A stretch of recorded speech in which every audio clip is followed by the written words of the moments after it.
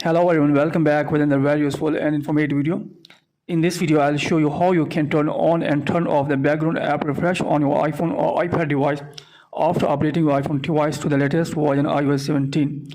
So if you want to turn on and turn off the background app refresh on your iPhone device, then here in this video, I'll show you how you can do that. So first of all, here you will need to open setting on your iPhone device. Then after that, here you will have to scroll it below, tap on general, then tap on software update, and here first of all you will have to make sure that you are using an updated version of iOS. If you don't have an updated version of iOS, then you will have to update your iPhone device to the latest version. Then after that, here you will need to again open setting, then tap on general. Then after that, here you will need to scroll it below. So here is the option of background app refresh. You will need to tap on this.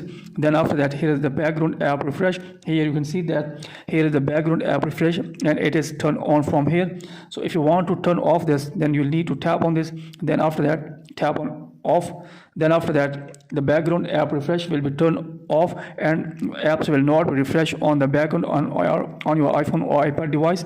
So when you don't use the apps will not be refreshed, and in this way your iPhone speed will be increased.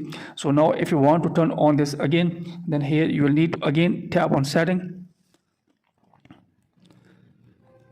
Then after that, here you will need to scroll it below, tap on general, then scroll it below, tap on background app refresh, and here tap on this. Then from here you will have to turn on. Here you can also select only Wi-Fi. So if you want to turn on also on mobile data, then you will have to also select this.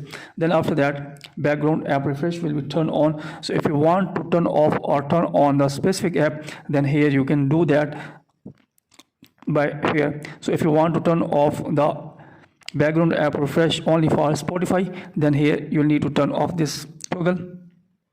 So after that, here you can see that the Spotify background app refresh will be turned off.